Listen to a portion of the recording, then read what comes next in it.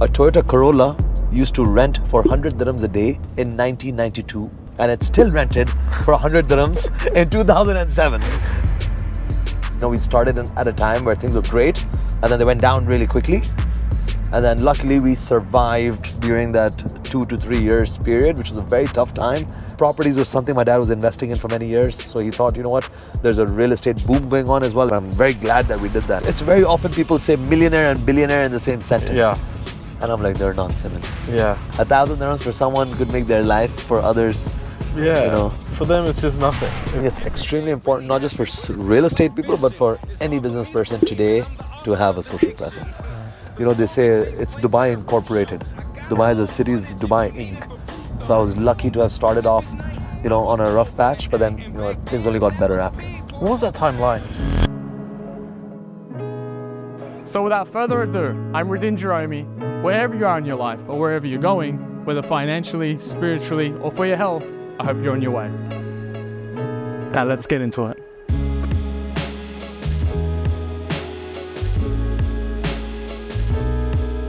Farook. Radin. We got it this time.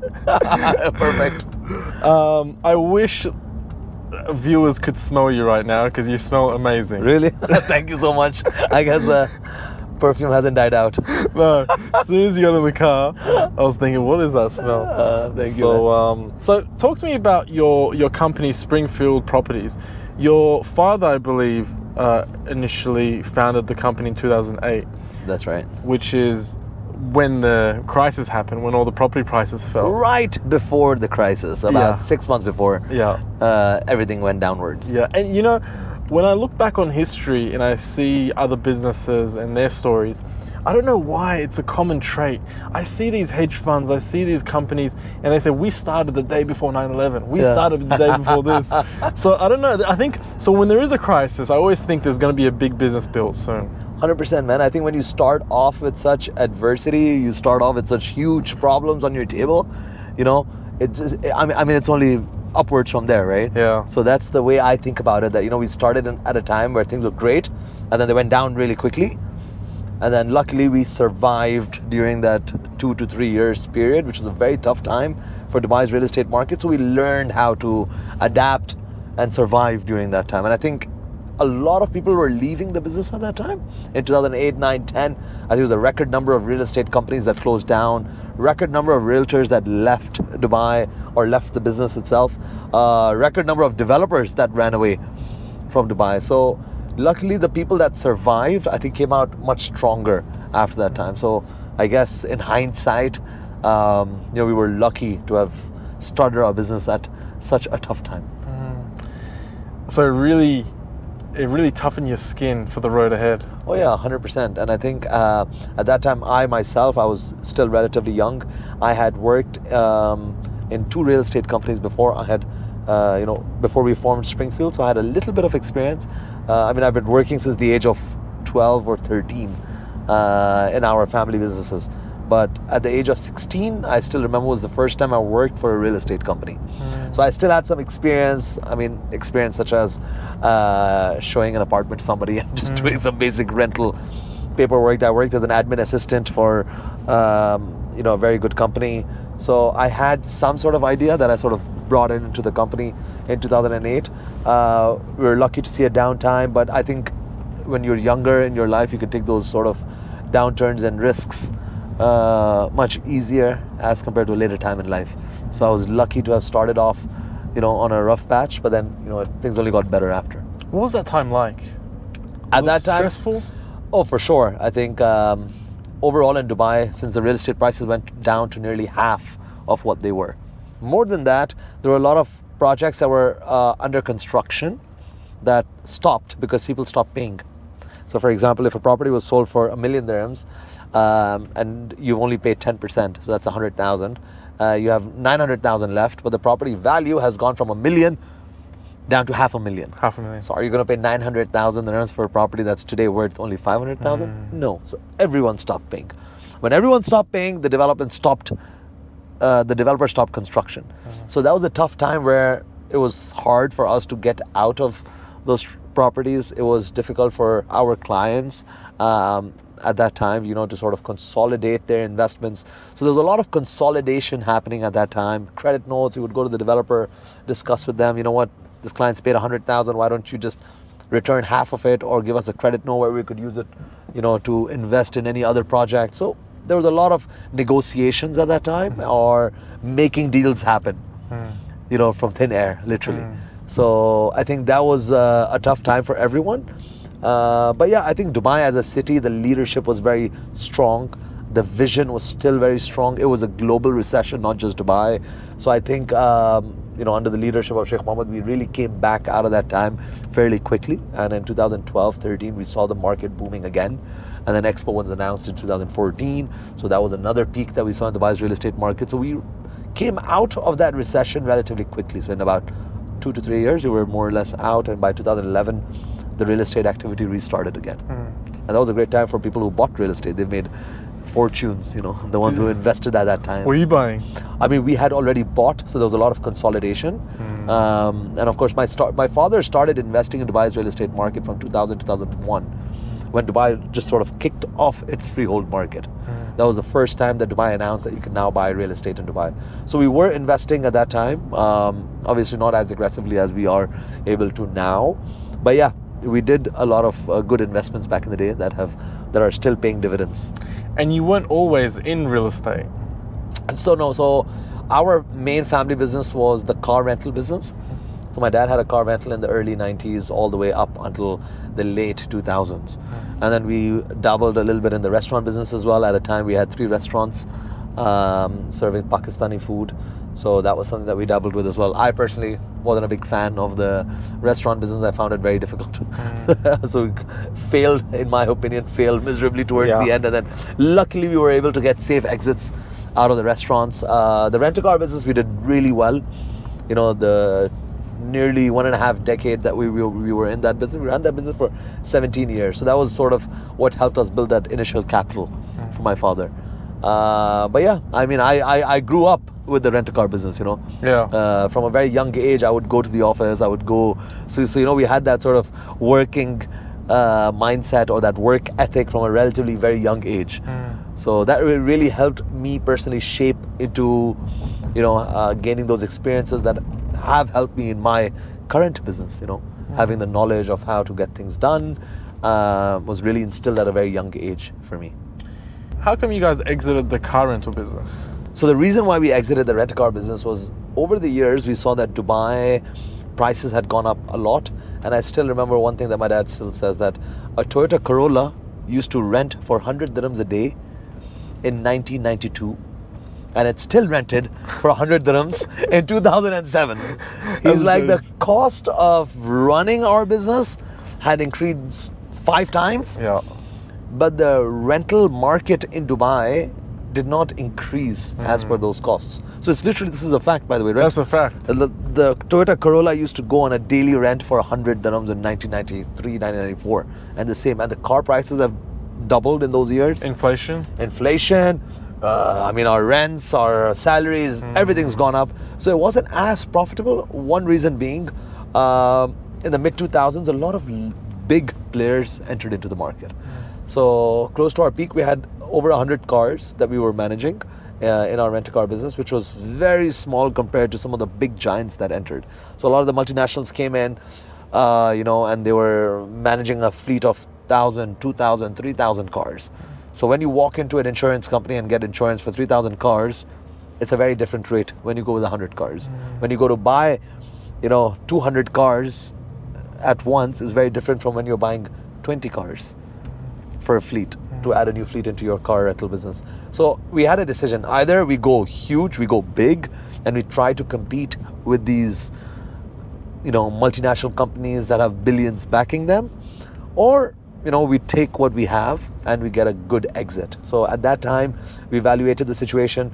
Properties was something my dad was investing in for many years. So he thought, there's a real estate boom going on as well. If we can get a good exit out of this business, we could invest much better and get a much better return in the properties business. And I'm very glad that we did that. It was a great decision, because at that time we sold that company for a very good number, that really helped feed into our initial capital when it came to real estate. So you studied in America, Yes, in Michigan. that's right. I went there for a couple of years only. So I couple did of my years only. undergrad here Yeah. at the American University of Sharjah. Yeah. Worked in real estate. Then I took a break for about a year and a half to nearly 2 years, and I went to the U.S. in Michigan to do my. In a very dangerous area. Right. One of the most dangerous areas in America. I think Detroit is Yeah. considered the second most unsafe city. I think number one is Baltimore. I think. Wait, no, it's not Baltimore. It's another city. Anyways, whatever it is. Atlanta? Somewhere in Atlanta. No, not Atlanta, but Atlanta is also among the top 5 Yeah. most dangerous cities. Yeah. Anyways, it's one of the top 5 most Sure. dangerous cities. But though we weren't in Detroit, we were in the suburbs or Sure. about 45 minutes away from Detroit. So you're away from that. Oh yeah, we're away from the Detroit, which is like the dangerous areas of Yeah. Detroit. We're in Dearborn. Yeah. Very cold. Hmm. But yeah, great time. I mean, I really enjoyed those 2 years that I was outside. You studied your MBA. Yes. How much do you credit your MBA degree to where your business is today? You know what I credit more than the educational aspect of my MBA is the experiences that I gained, living abroad and, living away from family. And because, I mean, I've obviously stayed in Dubai my whole life. So that 2 years of exposure at that age really has helped me in my business, because I feel like business and success in life can come from many different experiences. You learn something in different experiences. The 2 years that I was there, I was lucky enough to have traveled every other weekend. So when I was in the US, literally every weekend I was either going to New York, Miami, Chicago, somewhere or the other. Chicago was a 4-hour drive. I still remember New York. I used to take the Spirit airline. It used to have tickets for like $80. Yeah. So it was very affordable. Yeah. I used to fly down to Miami. We used to like look online for these deals, book like 2 months in advance, and like get deals for like $100 tickets coming back and forth. So Yeah. luckily at that time I had this fun experiences at a relatively slightly more mature age than you are in your undergrad. So I think those experiences really helped shape a lot of ideas that I had that I later on implemented into my business. I do credit it, though I don't think it is the most important thing to do, especially when you're running a business. If you're in a corporate life, then a lot of those things that you study in your MBA can be applied more readily. And I did my MBA relatively soon. It was 2 years, a year and a half after I graduated. So it was still a relatively young age when I did my MBA. If I did it probably 10 years or at a time like right now, I think, it would be a lot more beneficial than my MBA was. If you like this video, consider subscribing. We do weekly podcasts with experts in every industry to help you find direction and guide you on your way. Now let's get back into it. I think experience always trumps education. 100%.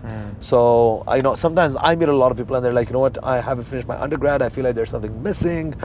This is the reason why maybe I've, not had or not reached that level of success. I always felt like, my education was missing.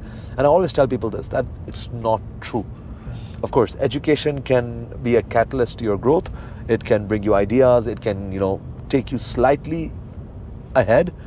But at the end of the day, you're only going to get ahead in life if you really want to get ahead. If you have that passion for whatever you're doing, and obviously the right experience mix will help you get ahead. Not your MBA, not your undergrad, not all of those other things. And plus, the reason why I studied in the US, a lot of my network that I made in the US didn't really come into use, in my real estate business in Dubai, because a lot of my friends never invested in Dubai.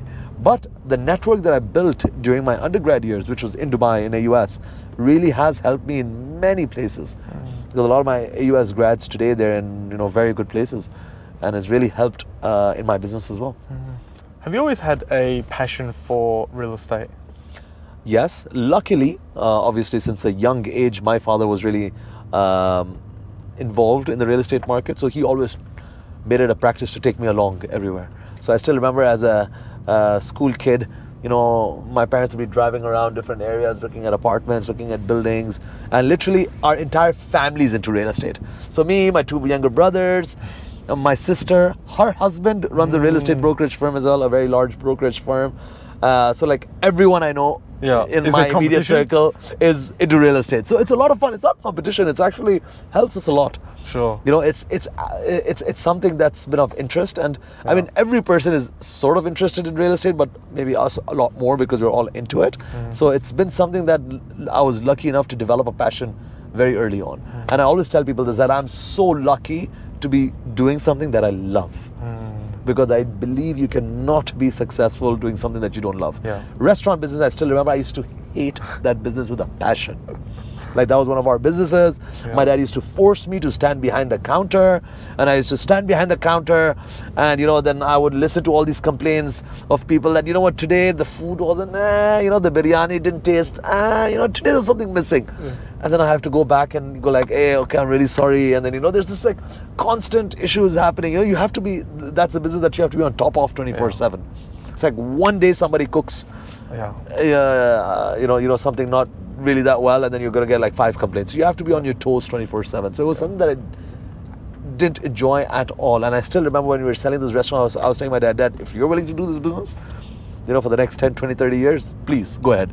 But if you expect me to be a part of this business, I'm sorry, I can't. Yeah. And my dad was so heartbroken, like, what, why, what have we done this for? Why are you guys not going to take this forward? And I'm like, Baba, it's just, I don't enjoy this. He's like, do you enjoy real estate? I said, I love real estate. And at a young age, I felt like I was having fun, because real estate involves meeting people. It involves talking to people of a certain caliber. You're meeting people, from different walks of life, and relatively successful people. Most of the people that we're dealing with are obviously millionaires, in some cases billionaires. So there's so much that you learn from different people. Just the other day I was sitting with somebody who's in the manufacturing business. After that I met somebody who's in the food business. You meet people from different businesses, different walks of life, and I've really had an opportunity to learn a lot of things from my own clients. So I enjoy that. I enjoy sitting with different people. I enjoy having conversations with people, so that's what really attracted me to real estate. Yeah, look, the restaurant game is a very tough business. Yeah, but then again, some people really have a passion for cooking. Yeah. They have a passion. I mean, I've never made an omelette in my life, so I mean, how the hell am I going to run a restaurant, That's a flex. Yeah, I mean, in some parts of the world, I still remember I went back to Canada. I mean, whenever I go back to Canada, and my wife, and obviously we stay with my wife's family, and obviously she wakes up and she starts like cooking herself breakfast, and I'm like, sorry, I really don't know how to do this. Can you like help me? She's like, Farooq, seriously, learn how to freaking make an omelette. But I'm like, in Dubai, it's just, I mean, it's all done for you. Dubai, things are done for you, Yeah. Services are relatively affordable. So I never had the chance to really get cooking in the kitchen. Yeah. What's the difference between dealing with a millionaire client to a billionaire client? In my experience, billionaires really, and I'll give you an experience of a billionaire that I've done a lot of work with, and how he met me for the first time, which was surprising, by the way. Generally, billionaires don't have too much time. So they'll give you a date and a time, and they'll want you to show up, talk business straight, all right? And it's tough to develop trust with them. So obviously their time is very expensive. So they do not want to deal with anyone. They'll look up who you are. You have to get in a referral, all right? And obviously their team or whoever, their assistant or executive assistant, would do their basic research before you even get an opportunity. So they vet you. 100%. Criminal record. In my experience, the clients that I've worked with who are real billionaires, they have all done their research, because they don't want to waste. If they're taking out an hour of their day, that hour has a lot of value, and if they're giving you that hour, they want to make sure that hour is going into good use. So they have less time. They don't like talking at length over the phone. If they trust you, then they trust your suggestions, especially when it comes to real estate. And they love talking on WhatsApp for some reason. I feel like they don't want to have those long conversations over the phone. They like texting. They like texting. They like you to get straight to the point. Yeah. So that's in my experience with billionaires. And I'll tell you one experience of mine that I had with a billionaire. The first meeting I had with him, he was genuinely interested to know what kind of a person I am, which was very different from a lot of people, who are obviously dealing with a lot of people. This billionaire actually wanted to know who I am as a person.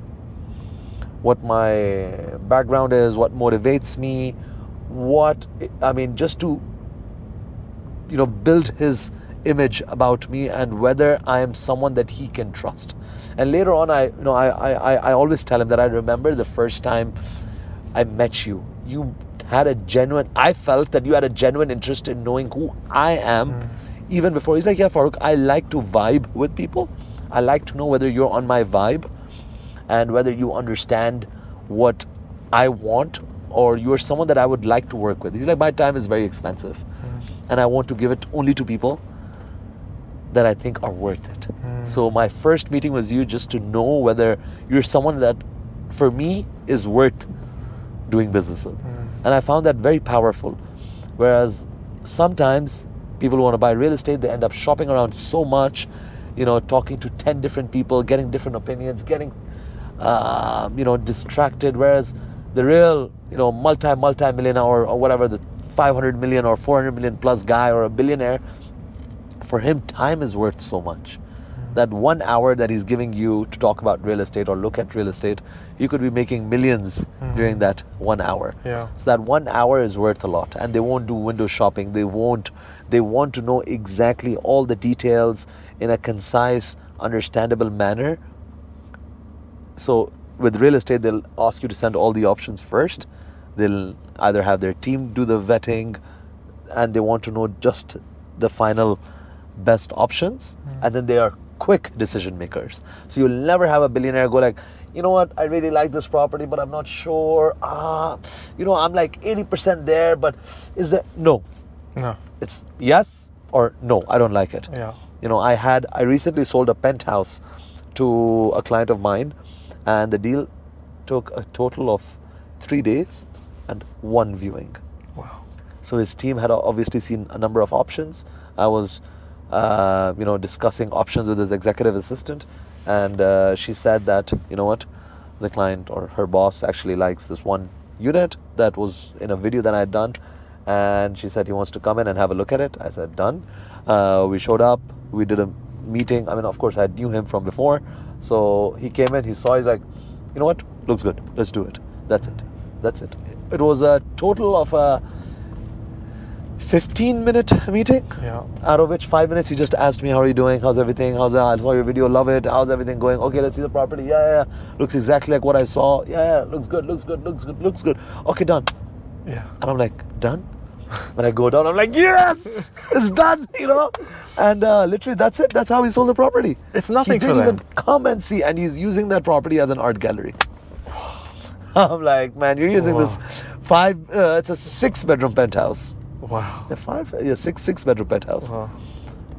And he's using it as an art gallery. It's right nothing now. For them though. Like if you think about it, it's like buying a coffee for us. Not for me, not for relative, you. Relative. It's all relative. It's all relative. 1,000 dirhams for someone could make their life. For others, for them it's just nothing. It's nothing. just the wealth gap is huge. For billionaires, especially a billion. Do you know how much money? That's 1,000. People don't understand. It's very often people say millionaire and billionaire in the same sentence. Yeah. And I'm like, they're not similar. Yeah. They're very, very, very, very, very different. Very different. A millionaire and billionaire aren't even in the same planet, And I feel like when Warren Buffett said the first million is the hardest, the next one, when he said that was 20 years ago. Right now, because of, with inflation, million is nothing anymore. Yeah. Really, if we were to follow inflation, that 1 million is probably 4 million now, 3 million now. So you have to make your first for 3 million. 3 million is the hardest to make, and then after that you can start multiplication. A million's nothing these days, Especially $1 million dirhams. I think it was talking about dollars, obviously. Yeah. Now I think maybe $3 million is, maybe you're right. Yeah. That's what he meant when he said $1 million. Yeah, dollars, yeah. 100%. So, what's the most expensive property you've sold? We recently did a transaction not too long ago for 150 million dirhams. It was a single transaction. It was actually just a few months ago. That was one of the most expensive transactions that we've done. Wow. And I was actually directly involved in it, so that was fun. It was literally half the building that we sold. Wow. Yeah, to one client. So that was just recently, a few months ago. Besides that, we've done a number of transactions of 40 million, 50 million, 60 million dirhams, within our company, yes. as a part of our team. Yeah. So yeah, we do I mean, we sell floors. I mean, now a floor is just 20, 30 million, 40 million right there, you know. So Yeah. we've done a few transactions just recently last month as well. Well, it's a luxury city, isn't it? Oh, 100%.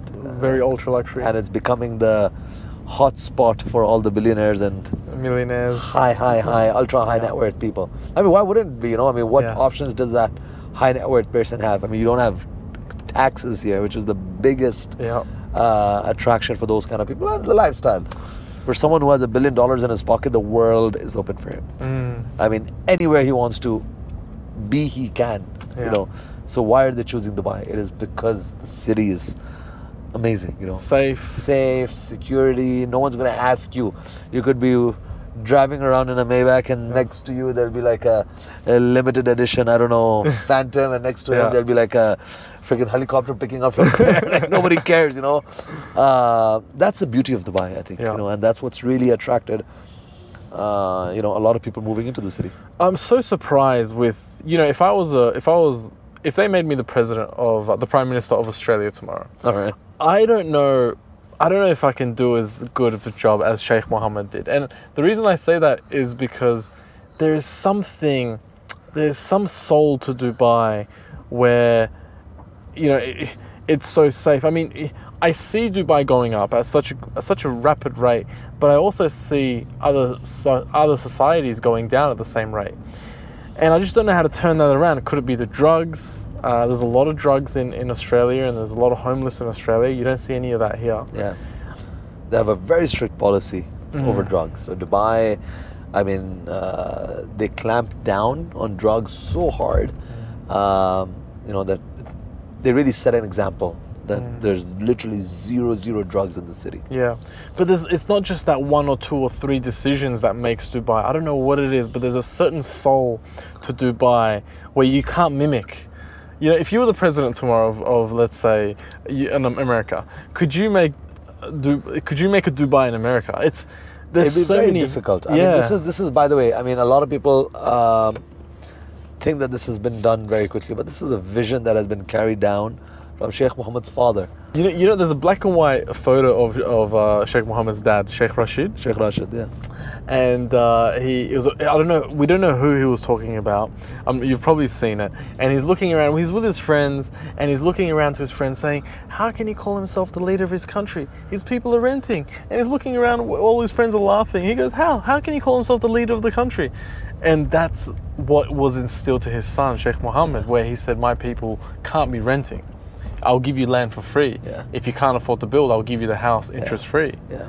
So obviously the population over here is still relatively small for the Emiratis, and obviously the vision and the whole city that they've created has really, you know, elevated the standards of living for their own people. So I mean, if you're born Emirati, then I always say you're born blessed. You know? Yeah, I mean, you get absolutely. the lands, you get the opportunities, but obviously the work ethic in the Emiratis is also very, very high compared to a lot of other countries. I mean, in the US, you don't see that. In Dubai, the way that they work, and you know, you mentioned Sheikh Mohammed, the thing that defines him is his work ethic.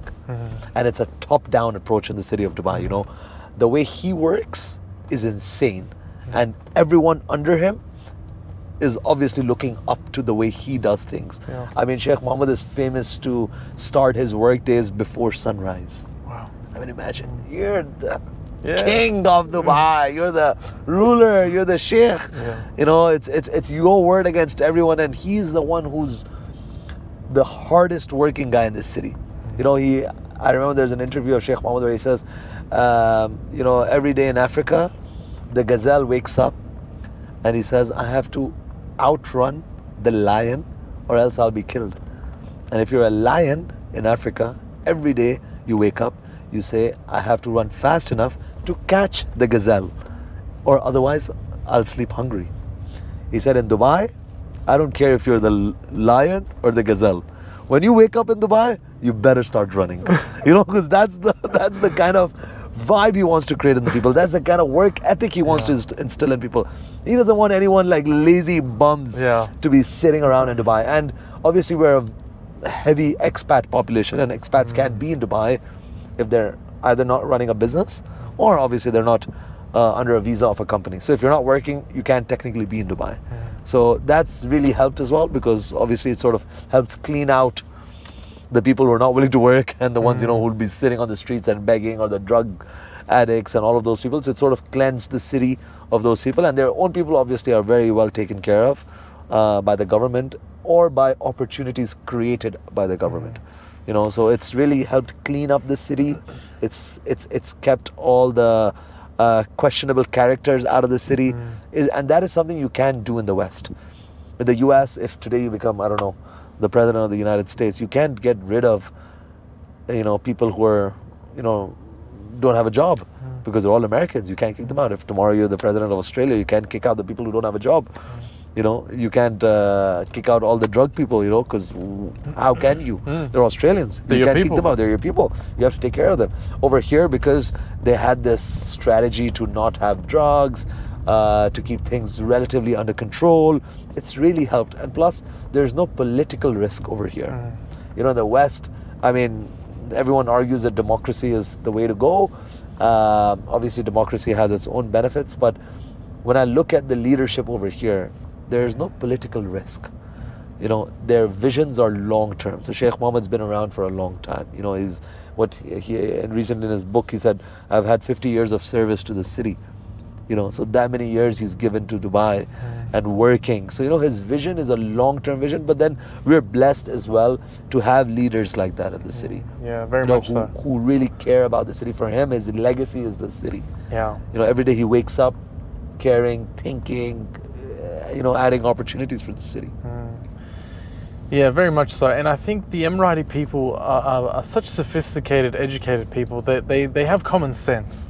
In Australia, you would have, you know, somebody punching somebody that they don't know from behind. We call it king hitting. So they hit. It happens all the time. One guy died. He got hit from behind by a random. Hit his head on the pavement. You know, people here have common sense. Why would I hit him? I don't know him. Yeah, of course. You know, but you mix drugs in a society. You mix a lot of haram and all these things, and that's what you get. And also going back to your point about, you know, I'm not sure if you know, but Dubai was voted the most productive city again in the world. And you know, in Australia, after the businesses that I put together, that I founded, after some time, the businesses were becoming established. And once they start becoming established, you can start taking a step back and start looking at where to take it into the future. You become less labor intensive in the business and more free thinking. Correct. So I was starting to get lazy. And I wasn't really I didn't have that drive. But when I moved here, I got that fire back. Yeah. Because I was thinking... You saw the competition here. I was like, well, this is just different level. Yeah. I mean, I know in Canada as well, I mean, I always tell my wife this, that the reason I wouldn't want to go to Canada, I mean, nothing against Canada, I love Canada as a country, very beautiful, but the drive that I see in my friends in Dubai, I don't see that in the younger people who are in Canada. Maybe it has a lot to do with the city itself, because there's a lot of, like I said, you know, it's a melting pot of high net worth individuals. So you see a lot of money on the streets. You see a lot of money in the malls. You see a lot of money outside when you're sitting in restaurants. So that is what we've grown up looking at. Yeah. You know, so it's something that we aspire for. Whereas in Canada, obviously, or in the West in general, you don't see that much money concentrated in a small area.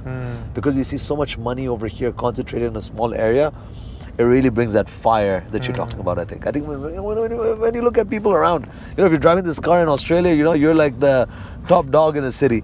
And in Dubai and Maybach, you look around and you know, you feel like a top dog, and the next thing you see like 4 Maybachs parked there, 2 Maybachs parked there, and you're like, wait a second, I'm not the only one? I thought I'm the only one. That was the gold one. That was the gold one. It's funny. This is not my daily. I have a daily that I drive. And when I'm in the city, it's a sports car. And when I'm in the city, nobody looks at it. But when I go to Dera, everybody stops and looks at it. The Iranian single heartthrob is here.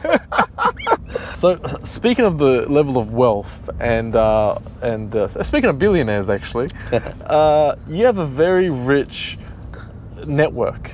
One of your mentors, Mohammed Al-Abar, who is the Emir chairman, he's a good friend of yours and mentor to you. What's that like? I mean, Mohammed Al-Abar, I've been lucky enough for all of these years to be selling a lot of properties in Dubai, and Emir is obviously the largest shareholder with the properties over here, and I've been lucky enough to have met him at different times, and he's someone that I've really looked up to because of the way he works and his work ethic once again, and obviously because of all that he's built in Emaar. And we were discussing just a little time back how he manages all his real estate, and mind you, this guy's delivered over 100,000 properties. He's built the tallest tower. Yeah. He doesn't just build a tower, he builds an area. So he's built downtown Dubai, he's built all of these areas like Dubai Hills, Dubai Creek Harbor, Emaar South, Arabian Ranches 1, 2 and 3, Mira Oasis, Emaar South. I mean, the list just goes on, and they're in 13 different countries. Wow. So Dubai is not just their own. I mean, they've built half of Dubai, and they're in 13 different countries. They're one of the largest developers in Asia. And the reason why Emaar is number one is because of the fact that they deliver quality and they maintain quality. The other day we were sitting in Mohammed Al-Abar's house, and he had invited some of the top brokers in Dubai, and he was showing how he manages the older properties that they've delivered like 10 years back. And he's like, the other day he was showing us on his phone how he's managing all the construction projects. He has a WhatsApp group with the top guy in the development team, the top guy in the contracting company, who are sending him daily updates of exactly what's happening in a concise and understandable manner. Because I often asked him, I said, how are you managing so many different construction? Because literally Emaar is launching something in Dubai nearly every other week. Wow. So imagine in a year you've launched 20 projects that delivers over 4 years. So just accumulate that over 4 years. You have 20 to 4, you have like 100 projects ongoing at any given point of time. So you have 100 different projects going on, each one with 4 to 5, 600 units. I mean, there's so much going on, and that's just Dubai. Yeah. And just imagine 13 different countries. And then you add Noon into the mix, noon.com. Yeah. And so many other ventures that he's involved in. Like, how do you manage your time? Yeah. And the way he was talking about how he manages his time between his different business interests, how he sits down with the top guys, and how he's empowered his teams is really something to learn about. I mean, a guy who's managing thousands of people, and sometimes I sit down, I'm like, oh my God, I have too much on my plate. We have over now, mashallah, over 100 people in my team itself in our office, and I'm like, oh, no, what, managing? And then I look at these guys, they're managing 30,000 people. 20,000 people, 40,000 people. And I'm like, that guy's one guy managing so many people, and I can't complain about managing 120 people, Like, what am I even doing? Like I'm doing nothing compared to what these guys are doing. I mean, they're a human being as well, Yeah. And how he's managing his thing is really something commendable. And the way he's even overlooking, he was telling me that there's a building that they had constructed about 10, 12, 13 years ago, Southridge Residences in downtown. And he's like, someone from my property management team just went in for a spot check, and they saw that the sofa was torn a little bit from the side, and the curtain was not looking good. He's like, I literally called up my he called up his property management team, and he said, this better be changed in the next 2 hours, or somebody's obviously Gonna get hurt real bad. gonna get hurt real bad. I'm not gonna say hurt. So that's the way he's on top of everything. Yeah. To run these kind of organizations is not easy. So it really, I've really had, I'm lucky enough to have learned, a lot from these kind of people. If you're managing those big teams, those big organizations, the way you manage them, it really, teaches you a lot. Going back to your organization, what role do you play in your business now? Are you in the sales, or are you taking a step back and focusing on the direction of the company? Over the last few years, I've taken a step back from active sales. So let's say first 10 years of the business, I really was very, very actively involved in just sales. So I was the forefront runner in terms of sales. But obviously once the team starts growing, now I'm more on the direction aspect. However, I still sit through a number of meetings every day. So obviously in our office, we have now a team of over 100 realtors, sitting down, managing them, mentoring them. Literally, I stand up in my office and talk to the team at least 3 to 4 times a week about different projects, different things. So a lot of my job now is managing the direction of the company. I take care of the marketing aspect of things. I even sit through meetings, but it's more like sort of the final meetings, with clients. Or if there's this, high net worth client, then obviously I will come in, assist, have meetings in my office. So that's sort of my daily role now. More about managing the team, empowering the team, teaching the team, training the team. Training is, I think, the most important aspect of my job now. Training our team, to make sure that they're able to sell and they have the tools and requirements, and of course handling the day-to-day operational side of things as well. What are some of your daily habits that contribute to your success? One of the most important daily habits that really help me to be successful is waking up early, advertising a lot, social media. Waking up early actually has really helped me a lot. Going to the gym every day, so I go to work out nearly 5 to 6 times a week. I think that really puts you in a positive state of mind. That's really helped me. I think it's really contributed to our success, to my success, in a personal and professional life.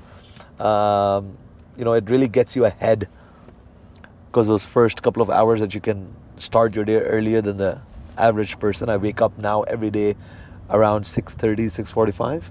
I wake up for my prayers before that, and then I take a short nap, and then I wake up again at 6:30, 6:40, and then I'm at the gym around 7 to 7:30, around that time, an hour and a half at the gym, and then I get to work by 9:30-ish. So it really puts you ahead, because when you wake up that early, you can get your most important things out of the way much faster before, your day-to-day activities sort of take over your day. That's really helped. Working out, I think, really puts you in a positive state of mind.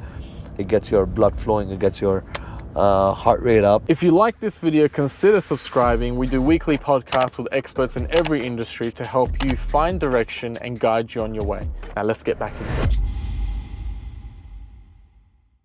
Yeah. The other day I was reading, for all successful people, taking care of your personal life is so important. So there's a lot of people who are very successful in their professional lives, but they don't take care of their personal lives. So I'm lucky enough to have a very successful personal life, at home, that really helps you sort of develop overall.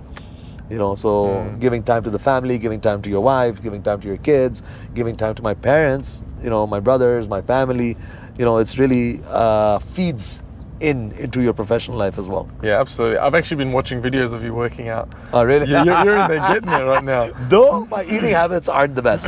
Okay. So, your Pakistani food Yeah. is obviously not the healthiest kind of food that we can eat. No. So I have poor choices when it comes to food, but Food, yeah. at least gym, even if I'm not getting the best results at the gym, I'll still go to the gym every You're day. paying it back.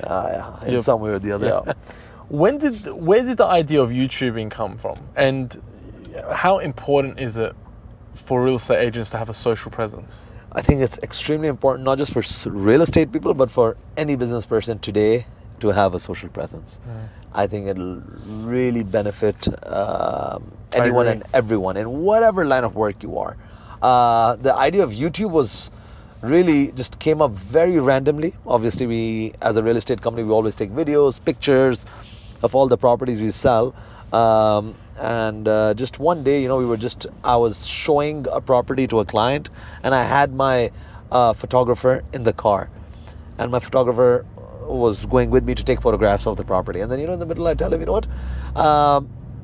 why don't we take a video? He said, what, sir, I know how to edit videos. Why don't you take a video? And then he shows me this video that he had put up on his personal YouTube account. And I said, what, you're doing a really good job at editing. I'm like, great, let's do something. And then obviously there were people already in the US that were doing really well on YouTube, showing real estate and showing houses. And that's it. The idea just popped up from there. This was a little before COVID in 2019 is when I think released my first video. It was a really crappy video. There were actually a few crappy videos that I never uploaded onto YouTube. I was like, what, this is really crappy and I don't want this out there. But then I've seen your first vlog. Okay. It's on your phone. Yeah. It's on my phone. Yeah. So that's how the first few vlogs were. Yeah. There were a few that I didn't even upload. There were a few that I uploaded and then I deleted them after that. But I think it's a learning curve. I'm sure you're doing this podcasting as well. It's with every podcast, you're just going to get better and better and better. With every piece of content that you put out there, you're just going to get better and better and better. So I was always relatively active on Instagram, but then YouTube started 2019. I think in COVID, everyone was cooked up inside, so I had a few nice videos up online. So it really picked up during the COVID period. People were at home watching real estate videos. The Dubai real estate market was booming, so people from all over the world, wanted to look at Dubai's real estate market. So it really picked up for me then. But I think everyone should be on social, at least, and Instagram. I think personally, I always tell everyone who joins my company as well, is that you need to be active on social, on all platforms, because you might be using Instagram, but there's others that do not use Instagram. There's others that might be more active on LinkedIn. There might be other people that are more active on TikTok. There are, other people that are more active on, I don't know, Twitter. So you need to have an omnipresence across all platforms, because in today's day and age, more so in real estate, because if you're dealing with someone overseas, a lot of our clients are overseas in Dubai, they want to know that who they're working with is legit and knows what he's doing, and at least is a real person. If I'm buying a piece of real estate in London and I'm getting advice from someone, it's a relatively large decision. And I want to know that the guy I'm working with, is giving me giving me right suggestions. So everyone these days Googles your name and checks who you are, or just does a little bit of digging online. So you should be there. If you're a business person, if you're a serious business person, you need to be out there on social media in some way or form. There's very different sorts of content that you can do, and everyone has a unique style, but everyone should do something, or at least have some sort of presence there. The other day, I had a client that we had sold a penthouse to in a very nice building on the beach in Dubai, in JBR, and the gentleman's a relatively slightly older gentleman. He plus 60, and after we did the transaction, so it was one of my agents who did the transaction, and then I had a chance to meet the client. So I asked him, I said, okay, so how did you find out about our company? Thank you so much for dealing with us. I sort of just had like a 10-15 minute meeting. He's like, you know what, I found your TikTok. That's how I came to your company. Wow. I said, TikTok? He's like, yeah. No, I still remember what he said. I think he said TokTik. I said, TokTik? He's like, TokTik, the videos, the quick videos. I'm like, yeah, TikTok. He's like, yeah. He's like, actually, I don't really use TikTok, but my 18-year-old son, he loves your videos. So when I told him we want to sell our penthouse, he showed me your video, and I said, well, wow, this guy looks cool. And then I got in touch with your agent in your company, and that's how I ended up doing this transaction.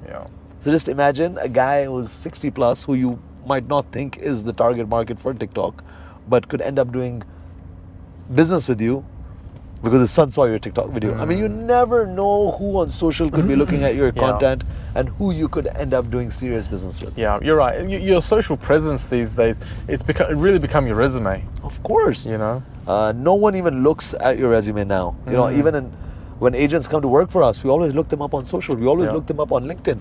We want to see what they've done in the past, or we want to see how presentable they are. Speaking of foreign buyers, we've got a lot of Indian, Pakistani buyers. We've got a lot of buyers from the UK.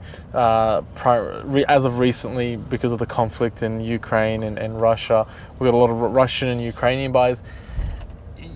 Something that surprises me, the Chinese haven't come yet. And is that inevitable? Will they eventually come? So the Chinese were very active a few years ago. And then obviously with China closing in due to COVID, things slowed down.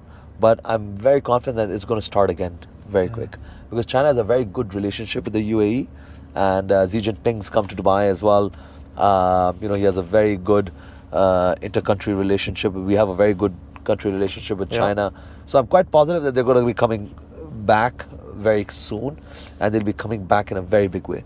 But China is still, there are a good number of Chinese in Dubai as well. Now we have the Chinatown and the Dubai Mall as well that just opened up recently. We've always had Dragon Mall and all the Chinese stores there as well. So we have a good, healthy Chinese community in Dubai. I feel like Singapore is very similar to Dubai. I think Dubai is the Middle East Singapore, or Singapore is the Asia Dubai, whichever one you want to use, okay? How are they different? How are the markets different? So Dubai, they always said, was built on the Singaporean model. They're very similar in many ways. Singapore is a very safe and secure city. So is Dubai. Singapore is very clean. So is Dubai. Singapore has some beautiful buildings. So is Dubai. Singapore is really hot. So is Dubai. Hot and humid, both cities. Both attract a lot of foreign wealth into the cities. But the one difference is that you can chew gum in Dubai. and cars are cheap. And cars are cheap. And cars are cheap, and you can enjoy. No, but besides that, I mean, in real estate perspective, Singapore has actually closed its doors to foreign buyers. Just recently in March, they introduced a new tax. I think before it was 60% foreign buyers tax on real estate. So imagine 30%. Wow. So if you're buying a $1 million property, you have to pay $1.3 million if you're not from Singapore. So they're telling them to go away. Yeah, so now they've doubled that. It's become 60%. Oh my God. 60% tax on foreign ownership. So imagine $1 million property in Singapore. 1.6. It's going to cost you 1.6. So you are never making money on that Never. piece of real estate. No, the tax is you're too buying high. 60% on top. So Unless you're a billionaire, you don't care. you don't really care. You're just buying it just because you want it. Yeah. For some rhyme or reason. But in that way, Dubai is a lot more open. Dubai is a lot cheaper than Singapore. You get a lot more real estate for your money in Dubai. And I think the future prospects of Dubai look or seem a lot brighter than Singapore. Though Singapore, there's a lot of things that I believe the leadership over here learned from Singapore. You know, I myself, I've read about Lee Kuan Yew, who's the LKY, who's the father of the nation of Singapore, and how he's, developed Singapore from a rural village with only slums into the city that they are today. I mean, it's an amazing story, over a lifetime of one leader to transform a place full of slums into what it is today is commendable.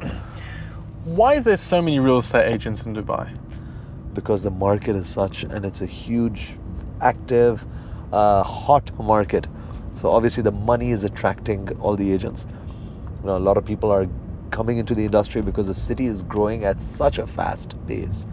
So obviously there's so much transactions, and that is the money is attracting the people. Is it still lucrative for agents, or is it saturated now? No, I think it's still lucrative for agents. See, there's a lot of, it's sales at the end of the day. So you'll have people entering, making millions in a year. And then you'll have agents that have been in Dubai for 10 years and they've never even seen $1 million. So you have people at, the entire spectrum. Sure. So depends on your skill level. Depends on your skill level. We have agents that have just come into Dubai. They've been working with us for a few months, and they've become successful. Obviously, a lot of those people do have some sort of sales background or real estate background. And that's why transitioning into Dubai has been relatively easy. But still, I think that there's a lot more opportunity. Just to give you a little bit of an idea what their vision is, up until 2040, Dubai's vision is to take the population up to 5.8 million people from what we are today, standing at about 3.6 to 3.7 million.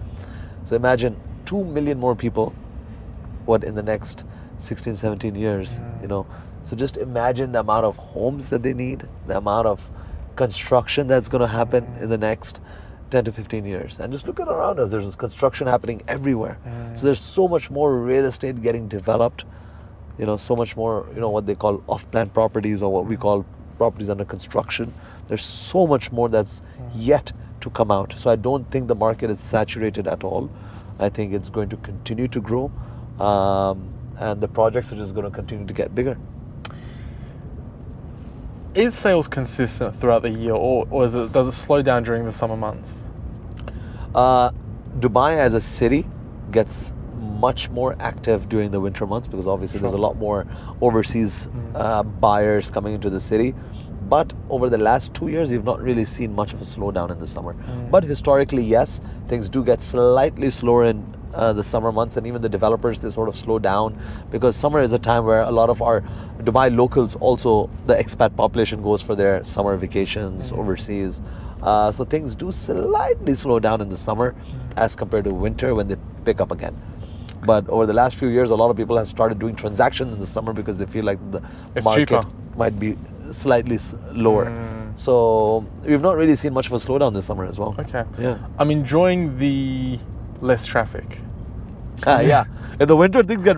I mean, I feel the city in the winter is so much more traffic because I work, on one side of the city and I live on the other side of the city. So just commuting, like on Sheikh Zayed, I can see the traffic getting out of Business Bay in the winter months, and I know I'm like, oh my God, now everyone's back. Yeah. Schools have started. Everyone's back right now. School's off. Everyone's out of town, so a lot less traffic getting out. Yeah, I'm enjoying the easy roads right now. Before it was a bit hectic, but the city comes alive when it comes to winter. 100%. But you know what? You'll be surprised. Even in the summer months, there's a lot to do in Dubai. So this is something that people always say. You know what? Things are very quiet in summer.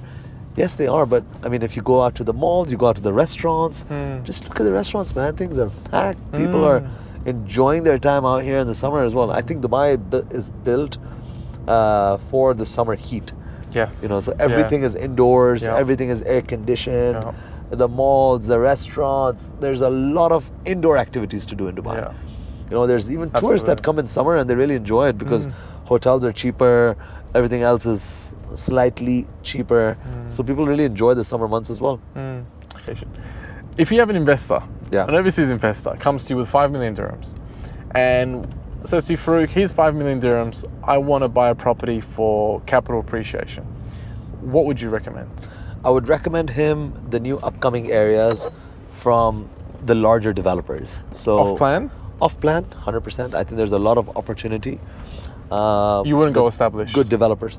It depends on what, because you said capital appreciation. Capital appreciation always happens in the areas that are up and coming. Sure. All right, because there's a lot more opportunity for capital appreciation. I'll just give you an example of Emaar Beachfront. If you bought it 3 years ago, well, the prices were nearly half of what they are today. Sure. Now that the area is becoming alive, the prices have reached 5,000 dirhams a square foot. We used to sell Emaar Beachfront at 2,500 dirhams a square foot. Similarly, there's other areas like Dubai Creek Harbour that I think haven't reached their full potential. That is an area that you could really look at into investing, buying a 2-bedroom, a 3-bedroom, a 1-bedroom, buying a mix. Those areas will see the maximum capital appreciation. Dubai Hills as well, the apartments haven't reached their full potential when it comes in terms of price. And the new and upcoming master communities, Shoba is coming up with Shoba Heartland right around the corner over here in Maidan. That is an area that I think you'll see a lot of healthy capital appreciation over the next few years. Rather than going into the sub-prime areas, what I call. The prime areas in Dubai have seen maximum growth because, like you said, Dubai is attracting a lot more wealthy people.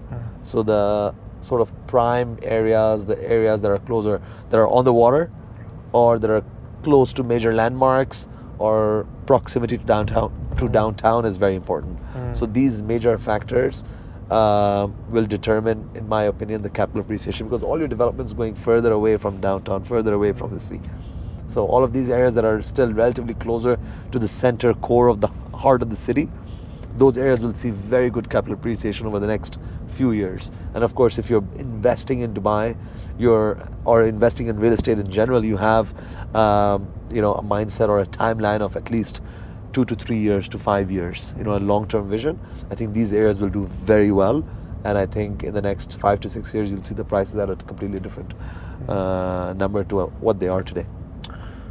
What advice would you give an 18-year-old Farouk? Start working at a young age during your university years. Don't just go to university and just work and party. Definitely try to get in, work for someone for free. Work for some sort of try to find a mentor. It's difficult to find a mentor, I agree, but try to get some sort of work experience during your university years because that is what will take you really far. It'll give you a head start when you start in the real life. Always try to do something where your return is based on the amount of work you put in. So a commission-based job or a sales-based job or a business, because that is what will really lead you to true wealth.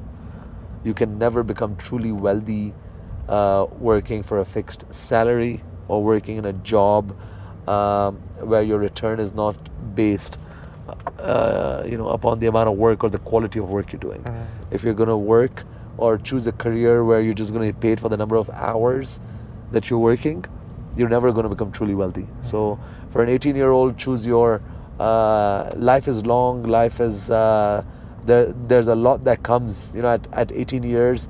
Don't take as much stress, because even if you do make mistakes, you can always change courses. But try to do some work, or try to work not just at the supermarket to make $8 an hour.